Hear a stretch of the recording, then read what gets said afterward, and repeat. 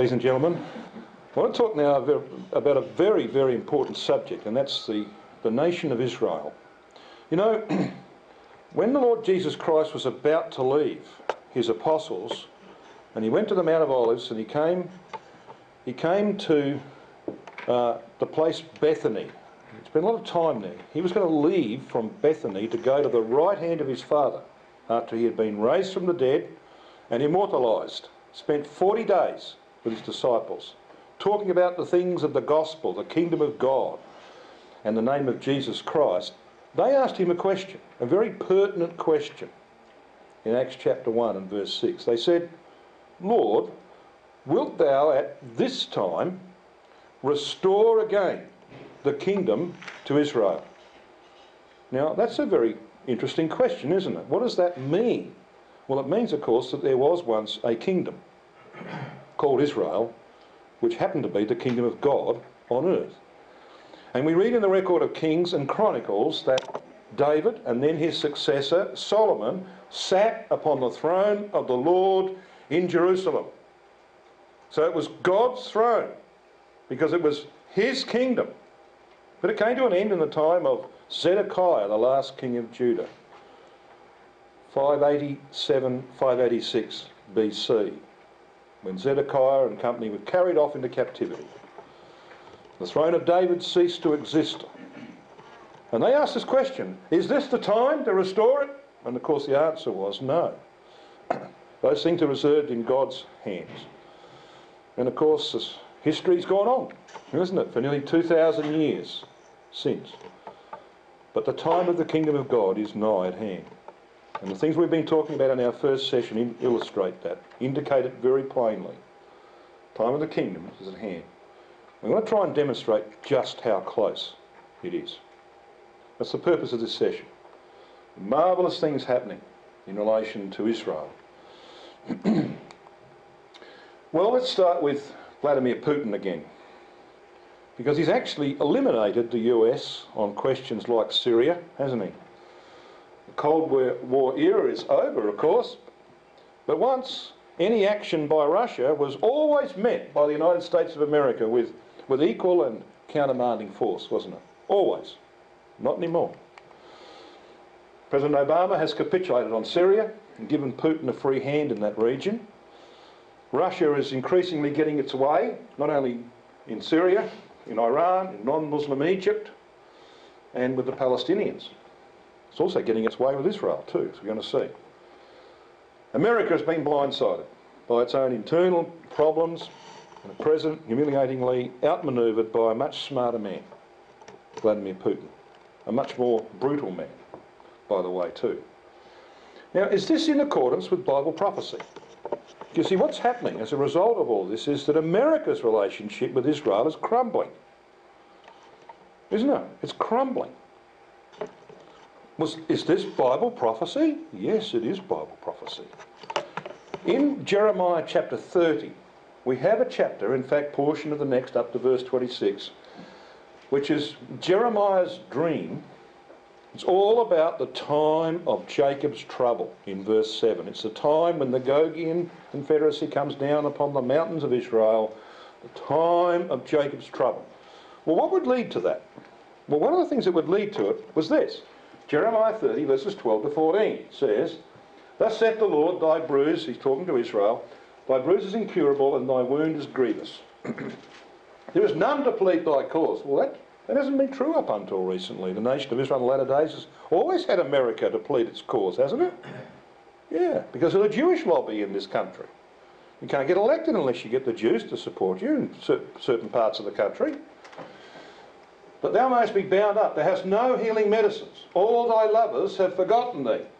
So this is what's required, ladies and gentlemen, just prior to the Gogian invasion of the Middle East. Israel's going to lose all its lovers, those who have supported it in the past. They seek thee not. "For I have wounded thee with the wound of an enemy, with the chastisement of a cruel one, for the multitude of thine iniquity, because thy sins were increased." I'm going to mention some of those things that are happening in Israel today. You're going to be shocked by some of this. Things that are happening in Israel today. And we're going to see that Bible prophecy is actually writing today's headlines and tomorrow's headlines, just like it wrote yesterday's. So what about America's relationship with Israel?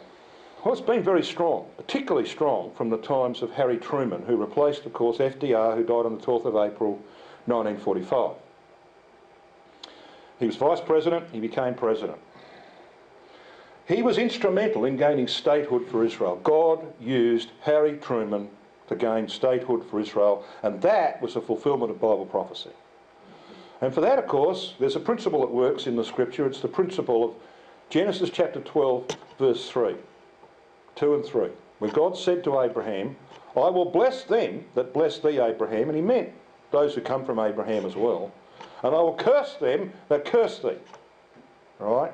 So if you support Israel, even in their state of unrighteousness, because God made promises to their father Abraham, which he is going to fulfill, he will bless the nation that supports Israel. Now that's been proven, and I can trot out reams of proof of that. Been proven in history. Why do you think Canada is doing better economically than most countries on this continent and maybe in the world? Why do you think? Do they have the resources of America? No. Well, because the Canadian Prime Minister happens to be a strong supporter of Israel and has been for many years. You can trot out the proof, it's there. So Harry Truman was there when Israel became a member of the United Nations in 1949, and so was Australia, by the way. There was an Australian chairman of the United Nations sessions that brought Israel into the United Nations in 1949. The US helped Israel win 3 wars. The Sinai Campaign of 1956, the Six-Day War of 1967, which is still remarked upon as being miraculous. I mean, don't you think George Bush would have been happy to have a formula that allowed him to conquer Iraq in 6 days instead of 6 years of miserable and very costly exercises? No, it didn't happen in 6 days, but it did for Israel. And the Yom Kippur War, if it hadn't been for American weapons at the end of the Yom Kippur War, Israel would have been kaput, if I might use a German term. But of course God used that relationship between Israel and America to make sure that Israel wasn't destroyed by Egypt and its allies. Israel's relied on US finance in the past. If it hadn't been for US finance propping up the Israeli government for the last 50 years or so, they would have been gone as a nation. But Israel doesn't need that support any longer. It's become very prosperous in its own right and therefore become very independent. We want to talk about why. Under President Obama, US relations with Israel have sunk to their lowest level in modern history. Well, why? Well, because Bible prophecy said it would happen. That's why. All thy lovers have forgotten me. And it's happening. So Israel's latter-day isolation is spelled out very clearly in that prophecy of Jeremiah 30 verses 13 and 14. It's all going to happen before Armageddon. But just step back in history for a while. Of the 175 United Nations Security Council and the 690 General Assembly resolutions passed before 1990, and that's 24 years ago, 97 of the 175 and 429 of the 690 were directed against Israel. So you see, United Nations even set itself against Israel. But they got through that. Why? Well, because America supported them. You know? America could block the Security Council resolutions, see? They could veto them. But those days are gone. The US protected Israel from 1947 until recently, and America has shifted its policy towards Israel in recent times. And other countries have done the same. Turkey used to be a strong ally of Israel, but the events of the Gaza blockade of 2010 put an end to that. 9 Turks got killed, of course, in that incident. So, things are changing. You see, the Bible, ladies and gentlemen, as much as this might hurt American pride, the Bible actually tells us that America will be on the sidelines, like it was in the Second World War, by the way, at the time of Armageddon. It will be on the sidelines. Now, an early Christadelphian, and one of whom we look back with some pleasure, John Thomas, an early Christadelphian wrote in the Herald of the Kingdom and Age to Come in 1860, in response to a question from a lady as to what America's role in Bible prophecy was. What is America's role in Bible prophecy, she asked. Well, he wrote a very extensive article. I'm just going to quote you the executive summary, the opening paragraph. A very extensive article on this, under the heading, The Destiny of the United States. And this is what he wrote. He's an American citizen. By America, in the inquiry, we presume is meant the United States. In reply, we remark that this confederacy is not represented by any prophetic symbols, nor are there any verbal predictions concerning it after the manner of those concerning Babylon, Persia, Macedonia, Rome, the 10 kingdoms, Russia, and so forth. Now, it's pretty clear where he's going in the article, isn't it? And you know, any honest Bible student who looks hard at the Word of God comes to the same conclusion. America will be sidelined at the time of Armageddon, and history will repeat itself. In the 1930s, as on the back of the Great Depression, and there's a bigger one coming, by the way, we'll come to that at the end of this talk. On the back of the Great Depression, there was a strong anti-war, anti-involvement in the affairs of other nations movement in America, led by Charles Lindbergh. You know, he's the guy who flew across the Atlantic in a plane, flew from America to France. By the way, he had his son kidnapped and killed as well. It wasn't a happy time. But he led a movement in America against involvement in any other wars or European conflicts. And Hitler was on the rise. All right? Hitler came to power in Germany in 1933. No, we don't want any involvement in that. And if it hadn't been for the Japanese bombing Pearl Harbor on the 7th of December 1941, America would have stayed out of the war. So they were forced into it in the end. Oh, they were happy to produce armaments and weapons and ships and give them to the British on the basis that the British would pay them back under the Lend-Lease scheme, which took them decades to do. Oh, you're happy to do that because put people back to work. But they didn't want to be involved. And the same spirit, I would suggest, exists in America today, and it will get stronger as the days go on. Americans have had enough of foreign adventures, haven't they? They've had enough of Iraq and Afghanistan campaigns. And it's going to get worse. So there will be exactly the same thing that happened in history, happening all over again. So let's take you back to this chart again, this map of what the Bible says as we considered in our first session today. You've got this massive confederacy from the 4 points of the compass opposed by a Tarshish. That's what it's called in Ezekiel 38 verse 13. Tarshish and the young lions thereof will oppose this invasion of the Middle East that leads to Armageddon. I want to talk about that very briefly. Who is this Tarshish power? Well, you can prove. You can prove very, very simply from the Bible and from history that the Tarshish of Ezekiel 38 verse 13 is actually Britain. Sheba and Dedan is a reference to the what we would call the Emirate states today, you know, the ones that are on the Persian Gulf, the Saudi Arabian Peninsula. Sheba and Dedan and the merchants of Tarshish, which suggests that they will be focusing primarily and almost solely on trading themselves out of a huge economic problem. And I'm going to talk about that problem. It's coming.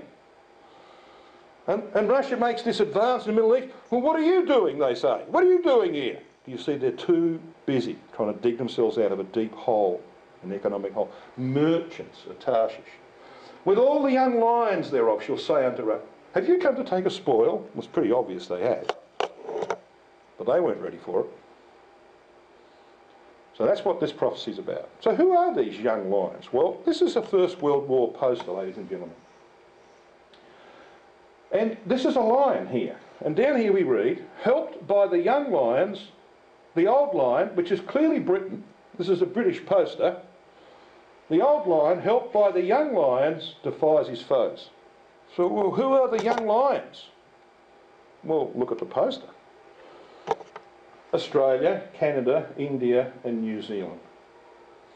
And I don't think it's by accident that among the countries who survived the global financial crisis of 2008, which this country is still suffering from, the best were Australia, Canada, India and New Zealand. I don't think that's accidental. You go to anybody and ask them who's got the strongest banking systems in the world today, those names come up again.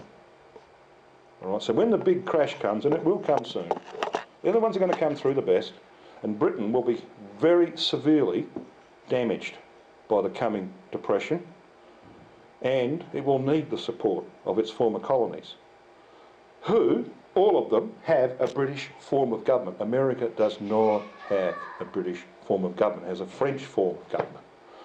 Okay.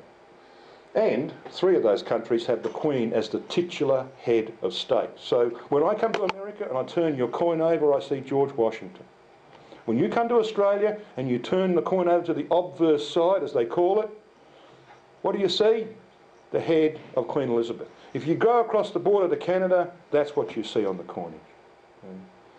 So the young lions are those countries that are listed on that poster. Well, let's turn now to Israel. As I said, for 4 decades, Israel had economic problems. Well, they're led by socialist governments, and history shows that socialism doesn't organise economies very well. The history of Russia tells you that. So they had to have handouts from America. Squillions were sent to Israel to support the Israeli governments under the Labour Prime Ministers that ruled from 1948, beginning with David Ben-Gurion. Well, Ezekiel 38 is very clear. It's very, very clear that when God comes down upon the land of Israel in the great invasion from the north, they come down because they're attacking a very prosperous country. Have you come to take a spoil, says the Tarshish powers. These people, look at the wealth of this country. Well, you might say, well, hang on, Israel's small, isn't it? Well, not anymore. So how does God take the situation from a basket case through the 50s, 60s, 70s, 80s and 90s? How does he change Israel's economy from a basket case to one of the most thriving economies on the earth today? Which it is, by the way. Well, he puts the right men in position, just like he's put Putin in position at the right time. So we've got Benjamin Netanyahu, whose brother, by the way, was filled full of holes when they took the captives out of Uganda. He's still alive. Now, he's had a checkered career, but he's in control of Israel today. God puts the right people in place. And when Netanyahu came to power, 1996 to 1990 he was Prime Minister, there was a lot of trouble. So he lost power. He was replaced by Ariel Sharon. And in 2003, Sharon, who wanted to keep Netanyahu down because he was competition for the Prime Ministership, handed him the poison chalice. So what would you suggest the poison chalice might be? Well, it was the Finance Ministry. You want to destroy your internal enemies in your own party, hand them the most difficult job, because you'll think they're going to mess it up, and that will mean there'll never be a competition for you for the leadership. That's what he thought. Well, of course, it didn't happen that way. Ariel Sharon has a hemorrhage and ends up in hospital for 10 years before he dies. Right? And Netanyahu introduces legislation almost straight away to change the Israeli financial system, banking system and economic management system into the same shape as the Canadian and Australian. Not the American, the Canadian and Australian. And guess what? Israel starts booming. They prosper in many and varied fields. Computer technology. Forget about Silicon Valley. That's old hat. Go to Israel. Israel and India lead the world technology today. Agriculture. California. They learn how to grow things in California from the Israelis who brought water to the desert. Arts, science, weapons development, oil and gas, we'll talk about that in a minute, and diamonds. Almost every diamond cut on earth is cut in Israel. They got a stranglehold on the diamond market. And many, many other things. Well, okay, we ask the question. But who will guarantee Israel's security in the future if the US is pulling back from being its protector? Who's going to do that job? I want to show you. The Bible tells us who's going to do that job. Right for us. Israel is a small state surrounded by Arab countries 650 times its size, some of which are large bases of global terror. Only 44 miles separate between the Jordan Valley and the Mediterranean Sea.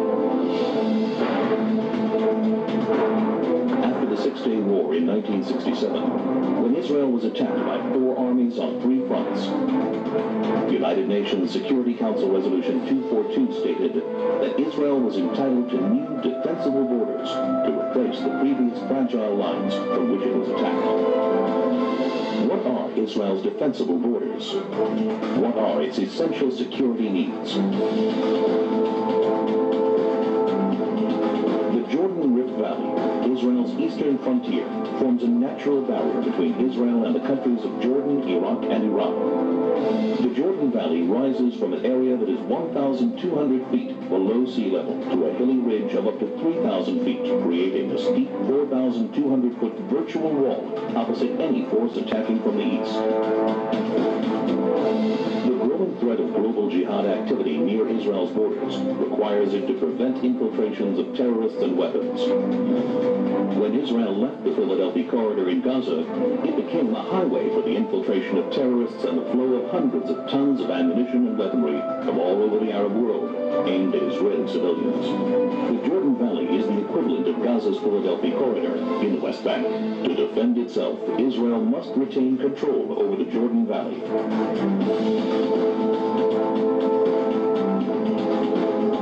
This is Israel's mountain ridge, rising up to 3,000 feet. It dominates Israel's major coastal cities, where more than 70% of its population, 80% of its industry, and all of its airfields and seaports are located. Missiles launched from the Judean hills pose an immediate threat to Jerusalem, Israel's capital. Israel's only international airport, Ben Gurion, would be in the range of even primitive rockets, while all planes taking off and landing would be threatened by shoulder-launched anti-aircraft missiles. More advanced weaponry would be able to hit virtually any point in Israel.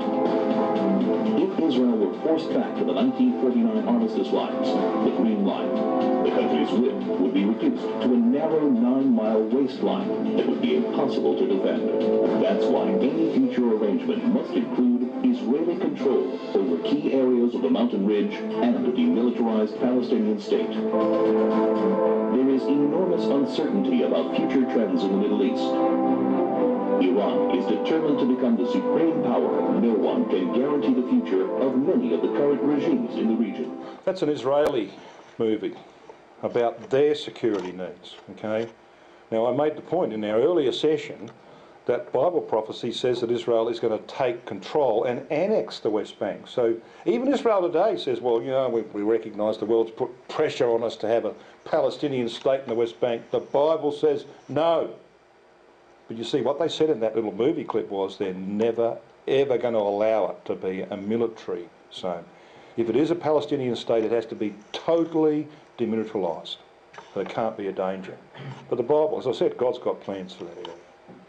Israel will take it in due course. You see, the problem for this people that God has put back in that land is that they think that what they have achieved is in their own strength. But they've done this from their own ingenuity, their brilliance, their ability to fight, their ability to become one of the most powerful economic nations on earth today, small as they are. And that's their problem. And Ezekiel 39 talks about that. It's a chapter that deals with the restoration of the nation of Israel through the work of Elijah the prophet, post-Armageddon.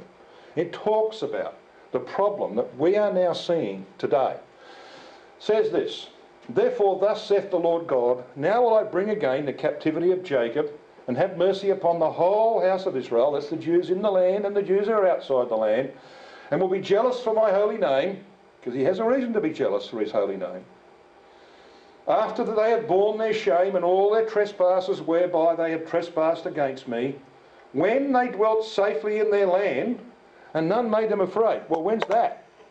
Well, it's not today, is it? Israel's made afraid today. They've got Hezbollah just to the north with 26,000 rockets. They've got the Hamas down in the Gaza. They've got Iran building a nuclear bomb. They're not safe today. That's tomorrow. The Bible is writing tomorrow's headlines. The time will come. It's near. It will come when Israel will have internal peace and external peace. There won't be any Syrian conflict on their northern border. There won't be any Hezbollah in Lebanon. There won't be any Hamas firing rockets and digging tunnels under their borders. They'll all be gone. And Israel will basically disarm and they'll take down that huge wall that's around the green line. I've been through it several times. I know it's there. It's huge. It's got to come down. Because it says in Ezekiel 38, they'll dwell without walls and bars and gates, and none shall make them afraid. That doesn't exist today, but it will exist tomorrow, if you know what I mean. So how's that going to come about?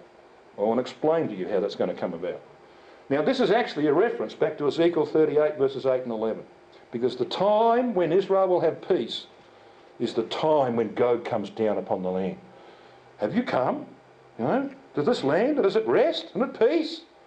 So when Armageddon occurs, Israel will have that peace. They don't have it today. So you see the point being made here? Now, what about the transgressions of this people? Are you aware that one of the foremost centres of homosexuality in the world today is Tel Aviv? I'm not New Orleans, not San Francisco, not Sydney, where they have a Mardi Gras and march every year. No. Tel Aviv. And that's just one of the things I could list. That's why you see God talks about when they have borne their shame, all their trespasses whereby they have trespassed against me. There's a whole range of things that fit into that category. So you see, these people have got to be humbled. They think that what they have achieved is their own efforts. They don't realise the hand of God has been behind their history. They have a latter-day arrogance. It declares their long history of pride and self-dependence. It peaks in the latter days.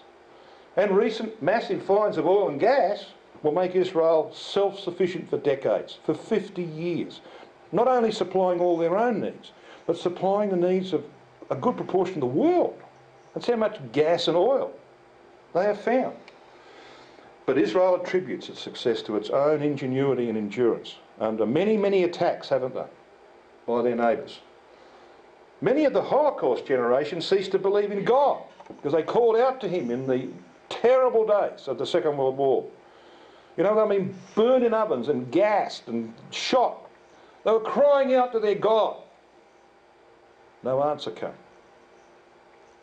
So many of them said, well, there can't be a God. He hadn't answered our prayer. There can't be a God. Because he was actually bringing upon them the judgments, the punishment that would result in what he wanted. The return of the Jews to the land and the formation of the nation of Israel in 1948. That's what the Second World War was about. They didn't realise that. But you see, it was not the religious Jews who actually created the state of Israel. They were actually opposed to it. You went to an Orthodox Jew and said, no, not on your life.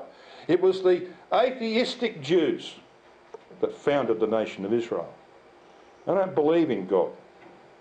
They believe in the power of their own arm. That's the problem. Pride and arrogance.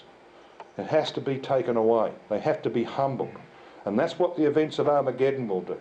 2/3 of the Jews living in that land today, and there's something close to 7 million of them, 2/3 will perish in the events of Armageddon.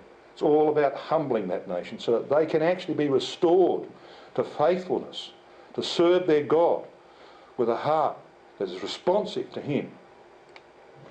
Well, what about this oil and gas that they've found? Huge quantities. Those red dots that you can see here, they're all oil fields. These yellow blocks over here in the Mediterranean are the huge gas fields that have been, like the Leviathan field.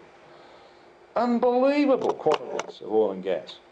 Now listen to what's been said about this. This is an article in Fuel Fix, probably comes from Texas, 4th of April 2013. It says this: Israel's transformation from a land of milk and honey, which of course is biblical language, into a land awash with oil and gas money is underway. This is 2013, this is well over 12 months ago, 18 months ago. It says this: when the country's offshore Tamar field finally started pumping domestic natural gas direct to Haifa on the last day of March 2013, it meant that Israel was no longer in the thrall of its Arab neighbours for gas imports. It also signalled the beginning of what could be an Israeli energy superpower status. However, don't take my word for it, says this writer of the article. Take the words of Russia's Vladimir Putin, or much more significant, his recent actions. Shaken by the success of the US shale gas revolution and the threat of Russia's stranglehold on European gas supplies that a prospective Eastern Mediterranean supply carries, namely from Israel, Putin's Kremlin has in recent months feted Israel as never before. In February, this culminated in Russia's Gazprom signing a landmark deal giving Russia a major stake in the future distribution of massive Israeli gas resources. It is also likely to be just an entree deal now that Moscow has a place at the Israeli energy table. Well, you see, Putin visited Israel, didn't he, in June 2012. He didn't quite get what he wanted. I mean, Putin owns Gazprom. He offered Israel an Israeli Gazprom, which meant that a portion of the profits would go to the pocket of guess who? Yeah, Mr. Putin himself. Well, Israel, they're too smart for that. So they didn't accept that line of reasoning. So he's failed to secure the control of Israeli gas and oil that he needs to protect Russia's dominance as Europe's supplier, because it eats into his control, you see, he has over Europe. And so what does he do? Well, how about we turn to the Palestinian Prime Minister, Mahmoud Abbas. So on the 23rd of January this year, the Palestinian president, this gentleman here, abandoned the US as an ally to secure statehood and turned to Russia. Turned to Russia for help. He called on Russia to become more involved in Israeli-Palestinian peace talks. Now, Putin pledged $1 billion for joint Russian and Palestinian exploration of gas fields off the Gaza Strip coast. But hang on, you can't explore for gas in international waters unless you are a country. You have to be a nation. The Palestinians are not a nation. So how come? How come he can give them $1 billion to explore Israel's offshore gas supplies? Well, of course, you see, he's using the Palestinian card to put pressure on Israel. He's a smart cookie, is Vladimir Putin. He's also bribing Egypt with money now that Egypt's put the Muslims out of business in Egypt.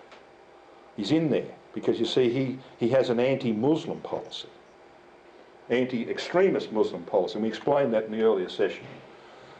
So, ladies and gentlemen, these are the prophecies that are about to be fulfilled. Syria, Iraq, Iran, Afghanistan and Pakistan, the Persia of Ezekiel 38 verse 5, as we saw in our previous session, are about to fall to Russian control to fulfil Daniel 7 verse 7 and Daniel 11 verse 40. It's going to happen in the reasonably near future. Israel will annex the West Bank and deal with Hamas and Hezbollah in order for peace to descend on the Middle East, as we've explained from Ezekiel 38. Preparatory, of course, to Gog's invasion of the land. Now, why? Why will this happen? How will this happen? Well, the Bible tells us how it's going to happen. Like King Ahaz, the king of Judah, in the record of 2 Kings, chapter 16, verses 7 to 9, who had a problem. In fact, he had two problems. He had Pekah, the son of Remaliah, who was king of Israel of the north, who had joined forces with the king of Syria to destroy Judah in the south. So he had two problems. One was due north and one was northeast. Well, if I was to ask you, what are Israel's problems today?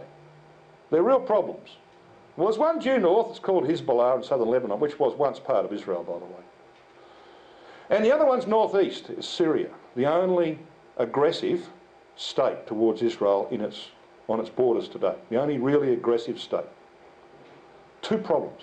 Oh, you can go to Iran a bit further northeast, can't you? Because they're a problem in the distance, building a nuclear weapon. So Israel's got the very same problems that Ahaz of old. Now God sent the prophet Isaiah to Ahaz. He says, look, ask of me a sign and I'll give you one. He said, I don't believe in God, the God of Israel. Not interested in your sign. So where did he go? Well, it just so happened that the king of Assyria was up in the north at this stage. Assyria, not Syria. So he went to the king of Assyria and they made an agreement. And Assyria came down, destroyed Damascus, it lay in ruins for 40 years, and came down and got rid of the problem of the king of Israel in the north. Problem solved. Now Ahaz kicks the bucket, and his son Hezekiah comes to the throne in Judah. Hezekiah said, I'm not sure about my dad's policy on that. So he changed his mind. He didn't send any gold and silver for a while, and the Assyrians said, you can't do that. We've got an agreement with your father. So he said, oh, sorry. So he too, like Ahaz, took gold and silver from the temple and sent it to the Assyrians. So both in the time of Ahaz, who was an unfaithful man, and the time of Hezekiah, who was a faithful, loyal servant of the God of Israel, Israel had an agreement with the Assyrians. But the Assyrians said, well, look, thank you very much for that gold and silver. It will go nicely in our bank account. But we're coming anyway. And they came down in the days of Hezekiah, took 46 cities into captivity, conquered them. There were 3 left. Jerusalem, Libnah, Lachish. 3. Yeah. So Hezekiah is in deep trouble. And then he falls sick. But he's saved. He's saved by divine intervention.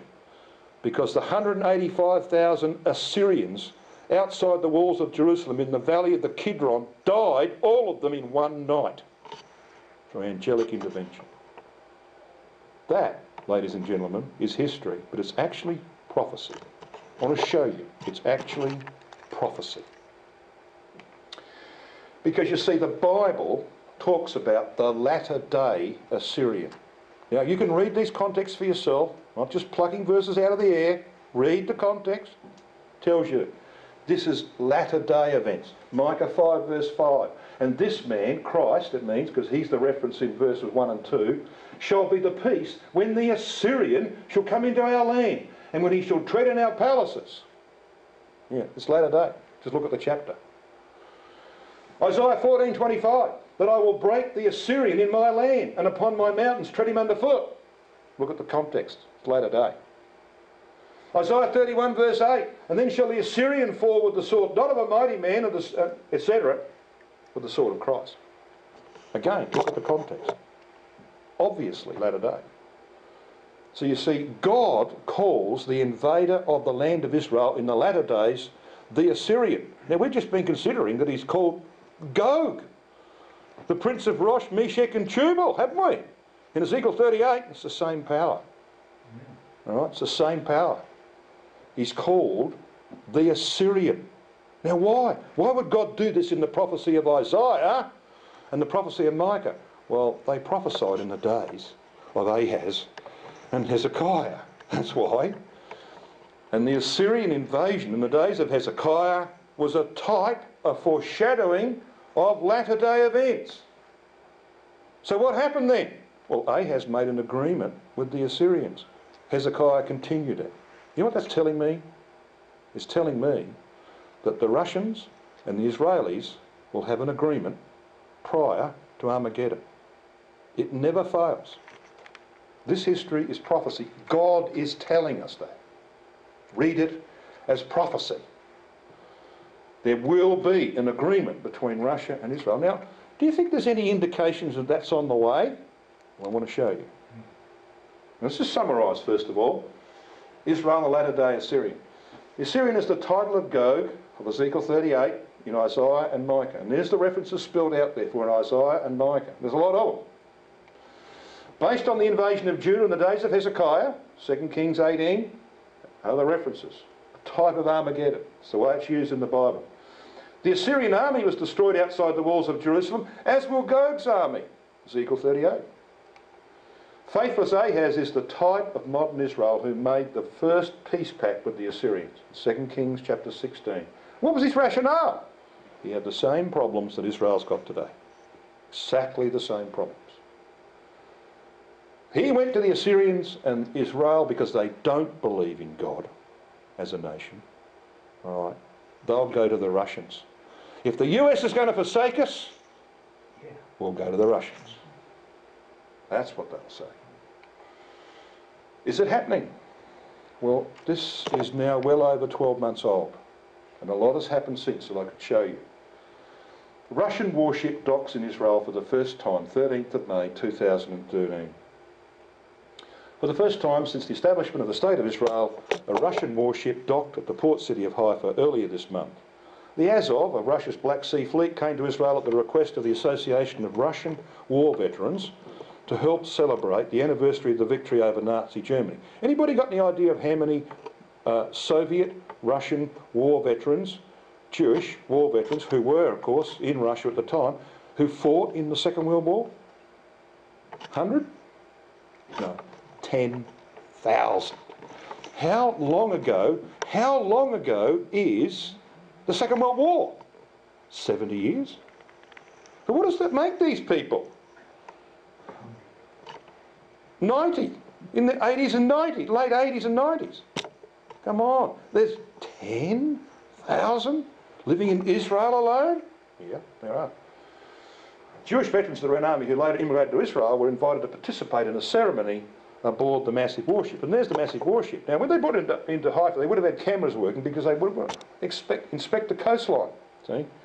This ship you can drop the front down, it can drop the back down, and off-roll tanks and troops. See? So they're just having a practice run. Because one day they'll use this ship in the invasion of the land of Israel. However, there was another even more important, even historical reason for the visit. With the looming collapse of the Assad regime in Syria, Russia is on the lookout for new Middle East alliances. Russia has long maintained a large naval base in Tartus, the second largest port city in Syria. But with Syria's ongoing civil war likely to end in that country descending into factional warfare and chaos, Russia is concerned for its interests in the region. Of course they are. Recent reports are that Moscow is searching for a new Mediterranean seaport to maintain strategic balance in the region. Russian delegations have reportedly examined Egypt and Algeria, but Israeli officials say that the Arab Spring has changed Russia's view of Israel, and Moscow now understands that in this volatile and unpredictable region, the Jewish state is an anchor of stability. There are things on which we do not agree. This is the Jewish perspective on the Russian initiative. There are things on which we do not agree with Russia. But there is a general understanding that we defend the same principles of democracy and security, said one official in Jerusalem. What planet is he on? They share our concern over Islamic fundamentalism taking over the Middle East. Well, that's true. The Russians realise now more than ever that you can rely on Israel. Well, they've got 10,000 Red Army veterans alone. You know how many Russian Jews there are in the land of Israel today who came to Israel since the fall of the Soviet Union? 1.5 million. They're a very, very powerful force. There is more air traffic of people visiting families between Tel Aviv and Moscow than there is between Tel Aviv and New York. You know that? There are more Jews going back to see family in Russia than there are Jews coming back to see family in America. The ties, the links are very strong, and they're growing every day. And as the US backs away from Israel, guess what Israel's doing? It's moving towards Russia. And Russia, of course, Putin's not an idiot. He knows how to manipulate. Now, this is the final part of this article, I think. It says this. This is the Russian view of the Azov's visit. The Russians very loudly publicised the Azov's visit to Israel and their decision to mark the victory over the Nazis together with Jewish veterans. Russia is proud of its connection to this historical event and wants to remind everyone that we fought on the right side. Yeah, sure. Only after Hitler, punched you in the nose in the summer of 1942. Come on. You had an agreement. They had an agreement with Hitler. They wouldn't touch each other. Yeah, we fought on the right side, they said, belatedly. There is something, though, this is the important statement, there is something to be understood from this, that is the visit of the Azov, for the contemporary Middle East. Where we decided to make anchor is a clear statement, both to the Israelis and the entire region. Now, you read between the lines as to where that's going. This is the final bit, by the way. There was a general understanding that the Azov's visit was not a one-time event, and since that, May 2013, more Russian ships have visited Haifa. Israeli officials did not deny that they are open to further cooperation with Moscow. Putin visited Israel, as I said, in June 2012. The talks, he said, with Netanyahu had been very detailed, very useful. Peres, the now retired president of Israel at the time, on the 7th of November 2012, he went to Moscow for the inauguration ceremony of the Jewish Museum and Tolerance Centre in Moscow. Am I reading that correctly? Jewish Museum and Tolerance Centre? I would have thought Russia is one of the homes of anti-Semitism. Okay. On the 20th of November 2013, Netanyahu had discussions with Putin over the problem with the new agreement by various nations, 6 key nations, about easing sanctions on Iran. And Israel's not happy with that. Not happy with that at all. Well, you see, there's a Bible prophecy that says this, Hosea 12 verse 1.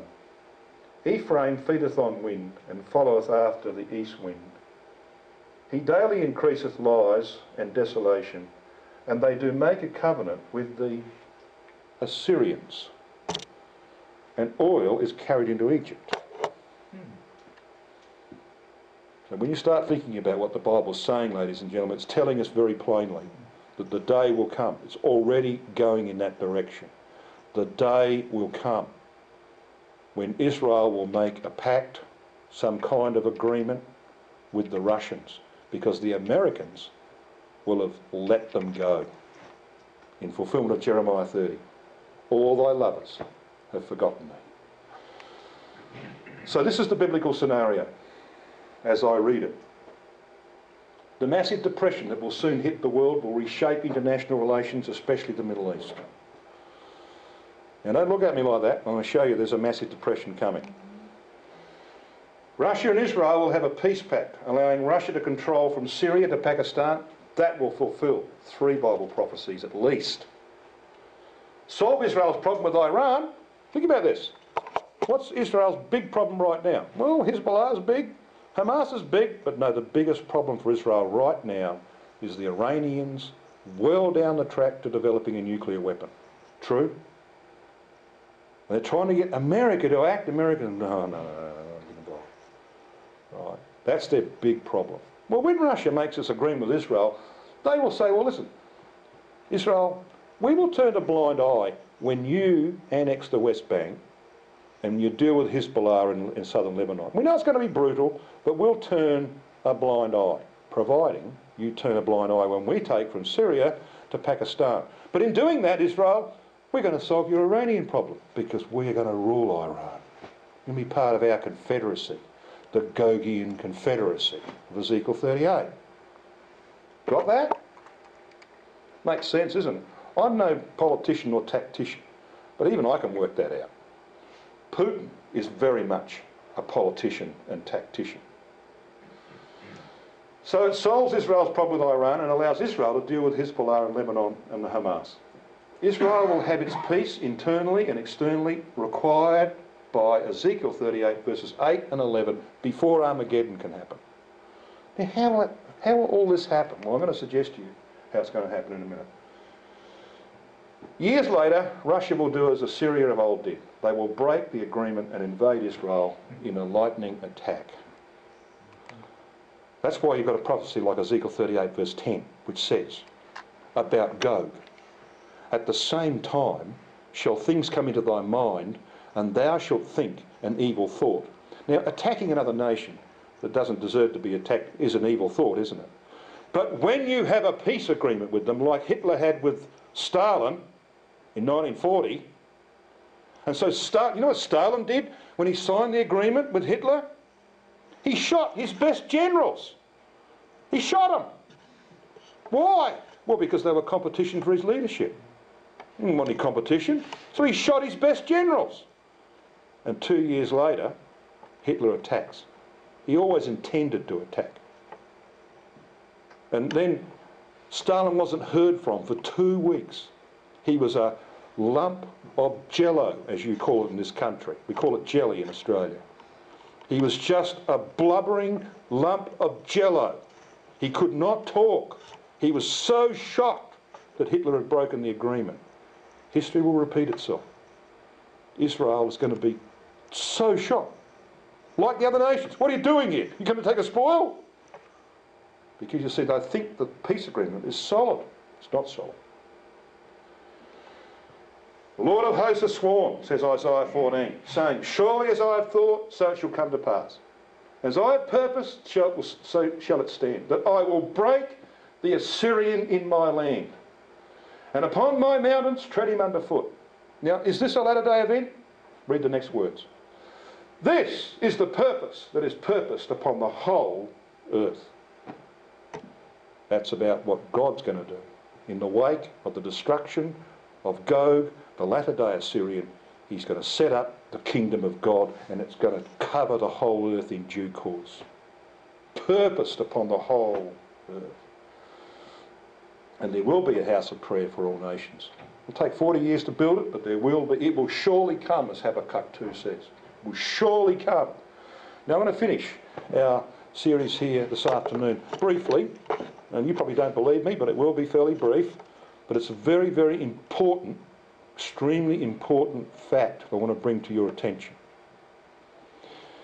The Lord Jesus Christ could not have been any clearer than he is in the prophecies he gave about the condition of things when he sends his angels to raise the dead and to take the responsible living to the place of judgment. He could not have been clearer about the times in which we would find ourselves. It will not be times of poverty, hardship or depression. Because you see, he made it clear. Luke 17, 26 to 30. He said, as it was in the days of Noah and the days of Lot, so shall it be in the day of the coming of the Son of Man. Now, why would he choose those 2 eras of time, do you think? He could have chosen any number of times when God brought judgment upon his people. He doesn't. Now, this is a significant fact. If I was to ask you, what do you think was the characteristic of the days of Noah, and you read your Bible, you know what it is. Violence and prosperity, wasn't it? Violence, which produces, well, prosperity produces violence normally, anyway. Violence was the problem. Christ doesn't mention violence. In Luke 17, Matthew 24, he makes no mention of violence. Is your country filled with violence? Yes, like ours. He makes no mention. That doesn't mean it wasn't going to happen. He was not interested in it. He had one interest in choosing the days of Noah. They were days of prosperity. And when God shut Noah in the ark, within a week, all that prosperity was gone. Now he chooses the days of Lot. Now if I was to ask you, what do you think was the characteristic of the days of Lot, you'd probably come up with immorality. Sodomy, wouldn't you? He makes no mention of that. He chooses the days of Lot for one single reason. It's got a common denominator with the days of Noah. That's the only 2 periods of divine judgment in history where this has been true. Both were times of general prosperity. The day that Lot was taken out of Sodom, the prosperity ended. Those who went down to get their morning latte at the local coffee shop, the Starbucks, if they had one in those days, were very sadly disappointed. They didn't get there. They were blasted off the face of the earth. All right? But Lot and his family were gone. So it will be. Christ will come to raise the dead. And those who he counts responsible to his judgment, it's not everybody, it's only a few really, he'll take them to a place of judgment. And within the day, the prosperity of our generation will come to an end. What were they doing? Eating and drinking. They had a culture of enjoyment and revelry. Look, Australia's bad, but America is incredible. the number of restaurants and eating houses in this place. It's incredible, isn't it? The choice. How do I choose? I'm here for 2.5 months. I could never. If I was here for 2.5 years, I couldn't inhabit all these places. There are that many of them. Marrying and being given in marriage. What's the biggest industry in the world today? Marriage industry. Because they're jumping in one and out and yeah, you know. Buying and selling. Total preoccupation with materialism. You know, you go past the what they call it, the depot and Lowe's and all those places. Look at the size of those places. Why? Well, because there's always people in there buying stuff to do up their houses and whatever. Planting. It's all about gain and building. Eating, drinking, marrying and being given in marriage, buying and selling, planting, but they didn't get to finish those things in the days of Noah and the days of Lot. They were shut down. And that's what's going to happen again. As it was in the days of Noah and the days of Lot, so shall it be in the day of the coming of the Son of Man. He's warning. Remember Lot's wife. What was her problem? Prosperity. She couldn't stand the thought that she couldn't watch the soap opera that evening. Her life was around the social things of the age. All their prosperity collapsed in a day when the saints were taken away. Now, I've emphasised that because I want you to take the message. You may have heard of this gentleman, James G. Rickards.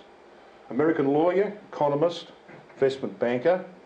He's a regular commentator of the New York Times, best-selling writer of Currency Wars, the Making of the Next Global Crisis, published in 2011, and The Death of Money, the Coming Collapse of the International Monetary System, published this year, very recently this year.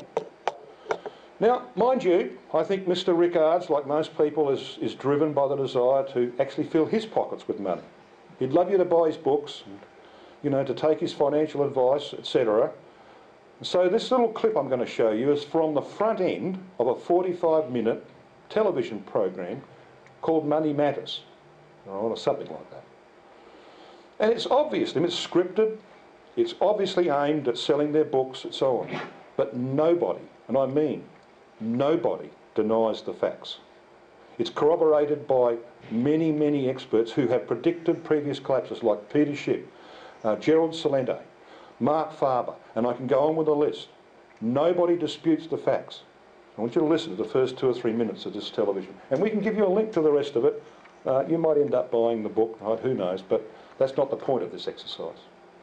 The point of the exercise is to show you just how close the world is to the greatest depression in human history. And if they get this right, that it will last for 25 years, then I'm going to suggest to you that we might well be, very well be, on the brink of Christ returning to the earth. To do what he did in the days of Noah and the days of Lot, take his people out. And there will be a time of trouble such as never was, says Daniel 12 verse 1, since there was a nation upon the earth. So listen to this.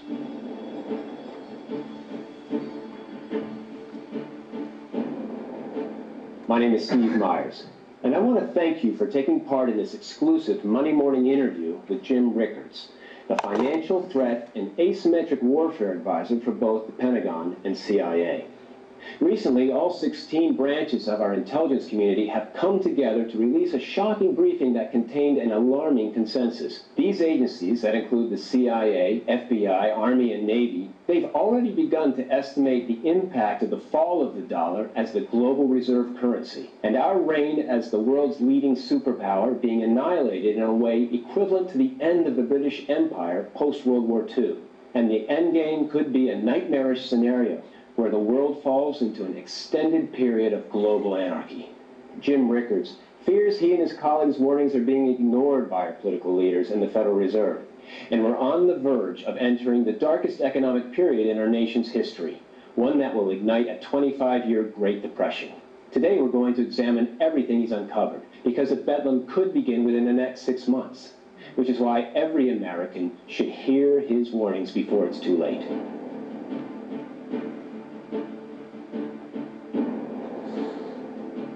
all I'm going to show you. I know it's tantalising, but we can give you the link to the detail. And you can have a look at it for yourselves. Because I've got to finish. And I want to finish on this note. This is how depressions occur. My father and mother went through the depression as children. My father's 5'11". I'm 6'2", and so's my brother. Why is he 5'11"? Well, because his diet as a child was condensed milk and bread and dripping. That's why. They knew hardship.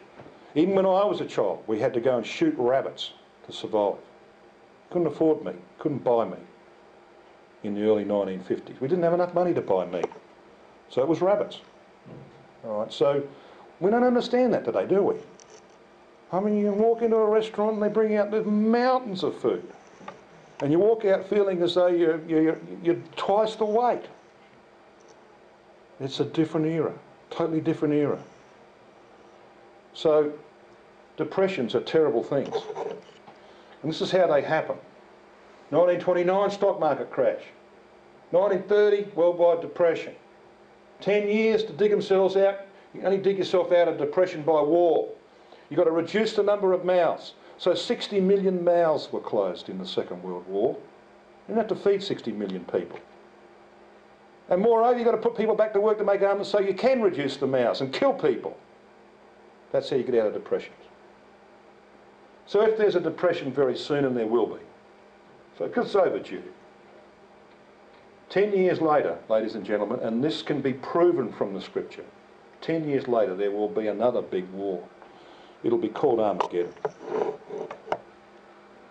And Daniel 12 verses 1 and 2 says that when Christ, who's called Michael by the way in that passage, when he comes to raise the dead, collect the responsible people for judgment and hide them away, it says that at that very same time as the resurrection occurs, that there begins a time of trouble such as never was since there was a nation on earth.